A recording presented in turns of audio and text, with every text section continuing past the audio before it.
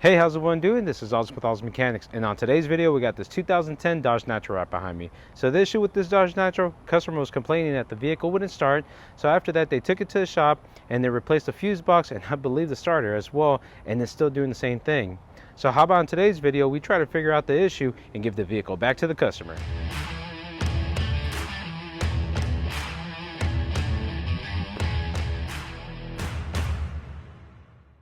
Alright, so we're inside the vehicle right now and we have our key right here. So let me show you exactly what this is doing. So we put the key in the on position and absolutely nothing. Alright, so let's see what we have right here. Our security light actually turns off, so if we turn the key, security light is going to be that little red dot right there. And another little cool thing that I like to check out is if our check engine light is turning on.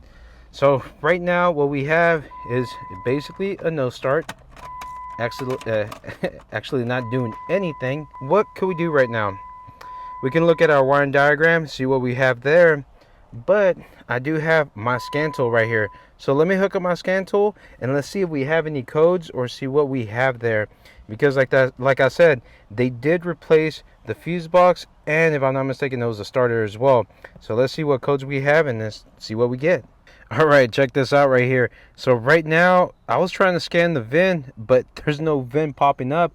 So how about we manually put this in? So we're doing manual selection because automatic was not working, and we're looking at a Nitro. Alright, so we're gonna diag this and auto scan. So let's see what we get out of this. Alright, after scanning all this, I don't know if you noticed something. We are missing one module that's crucial right here, and that's going to be the ECM PCM right here, so the engine control module. What's kind of weird is that, you know, we have our check engine light, but we don't have our module showing up right here. So what's going on? Let's go to report, and we can see right here lost communication ECM PCM, lost communication with TCM, original VIN mismatch, vehicle configuration mismatch, and all that good stuff. Lost communication, ECM, PCM. But one thing I can tell you, I think those mismatch codes are because of the TIPM right here. So our TIPM is going to be our central gateway. Let's see what we have right here, because they did change out the fuse box. I'll show you that once we get to the front, and we can verify that because this is a 2010. So if we look at the digits 1, 2, 3, 4, 5, 6, 7, 8. This illustration of this VIN number actually shows you what each digit represents. As we can see right here, the 10th digit is actually the model year. Is a C right here, a C. So if A is a 2010, C should be a 2012. So this is off of a 2012. And you can actually use this code chart right here to decode what year your vehicle is. Alright, this is not right here. Why is it not showing this? Okay, that's what we needed to find out. So let's go into our wiring diagram and let's see what we get. First and foremost, we got to see that we have powers, grounds to our PCM. Look at the communication, see what we have right there. As you can see, we have other modules talking, but except one. So can we have a power ground issue? What could it be? Let's go to our wiring diagram, see what we get. Alright, so right here we're in the engine compartment, and this is the TIPM that they changed out. And yeah, this is a junkyard one. As you can see, when they came in, we have the other one right here. I have our wiring diagram right here, and as we saw, the communication lines are pretty much, they're in the same lines as the other ones that were talking, except the ECM. So then after that, I was like, all right, let's look where we have our grounds. We have 2 ground locations on the computer, but they all go to G105. Plus we got some powers that we have right here. But this is where I want to look at the powers, because check this out right here. We have some fuses right here, and if you look a little closer, they are blown. So the previous shop was actually on the right track getting these blown fuses. And if we look at that blown fuse, we can follow that to this M28. Shows a 20 amp fuse right here, but this is an M28, and they have some 10 amp fuses. and that goes to this right here. So we can get our another fuse box cover right here, and we go to M28. That's going to be showing our NGC trans feed. Okay, cool. So that's where we probably have our issue, where it's not communicating to the TCM. And this 28 feeds power our fuse B right here. They already replaced this, so we know that we don't have a problem here. Let me get my Pulsar, and we're gonna use that. That's kind of like a circuit breaker, so we're gonna hook it in place and see how fast it pops. I don't want to. We can already see right here that we already have 3 and they already popped. So let's just hook it up and let's see if it pops quick. All right. So after that, once we figure out what the Pulsar, then we can actually hook up a test light and start doing a wiggle test to see exactly what's going on. But that's kind of crazy. How it led us to this. The shop left it there. So they left some little cookies that crumble. And like Brandon Steckler says, try to get the low hanging fruit. You know, let's try to get what's in front of us. We see fuses there. Let's go to this. So let's get this Pulsar. All right, this is one of my favorite tools right here, and I learned about this tool from Keith DeFazio. So big ups to him. I found it and I love it. So what we got to do, one end goes to our ground right here, and our other end actually goes to the fuse. Once we do that, this can power up. And what we're going to do, we're going to go up to 20 amps. And let's see what happens as soon as we do that. Oh, you see, once it does that, that means that there's a short going on. All right, cool. So now we see what's going on right here. It keeps on beeping. That means that there's a short somewhere right here. So now that's what we need to find out. So we can put our Pulsar away. We can keep it on, but I'm going to use another method that we can do this. So we're going to get our test light, hook one side up to power and the other side to one of these legs. And when it lights up, that shows our short. And then we can go around the wiring harness and see if it shuts off. So let's go get this test light. Let's see what we get. All right, so now we have our test light right here. And like I said, what I want to do, because this is a short, we're going to put one end to battery positive. And we want to test this, so there you go, she turns on.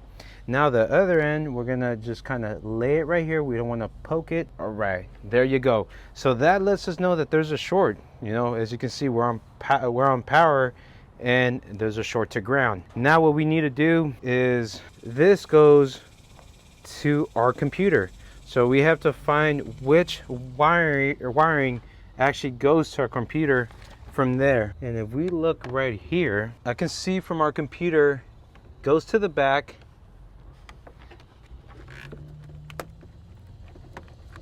so goes from the front end, it starts to move to the back, kind of crawls all the way to the back.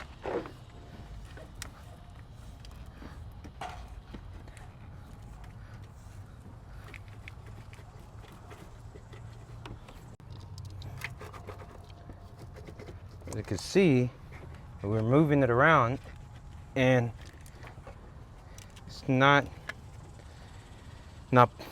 turning off. All right, so I kind of wiggled pretty much in the areas that would be bad, and she's not turning off. It's still on right there. All right, let me turn off the camera and I'm gonna be checking this out. So let's see if I can find anything. All right, this is wicked right here. So check this out. I went everywhere. I was trying to figure this out and it would not shut off. So I tried something else right here. This right here, the first connector. This connector right here is the connector that feeds everything. And look at this. I'm going to disconnect it.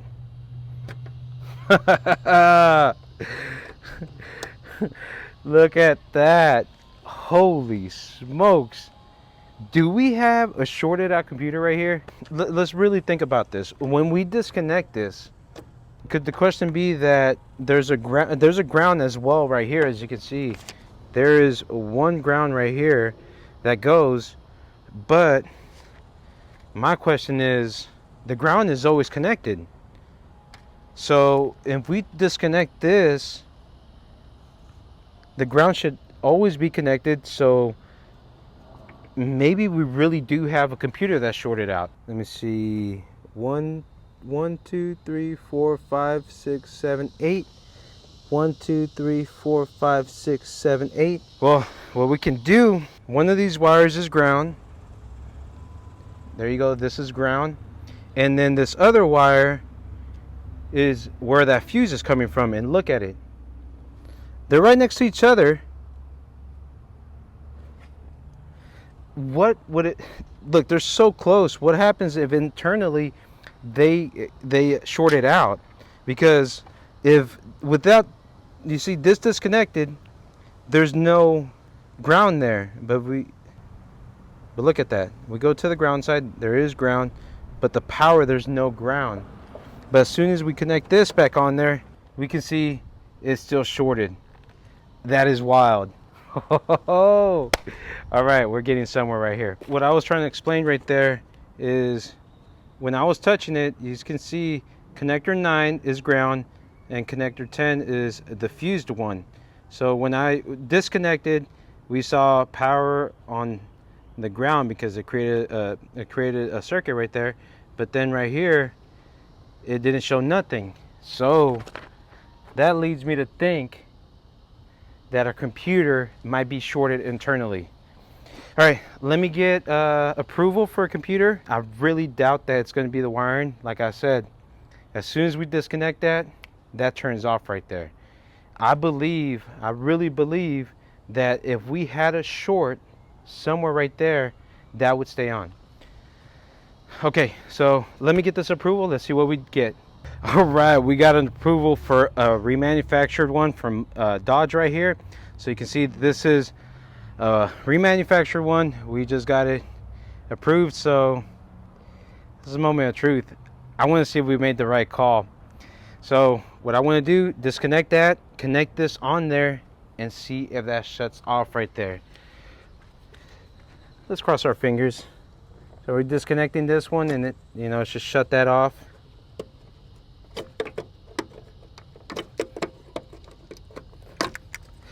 All right, I'm gonna make it dramatic, and we're gonna start from one end to the other.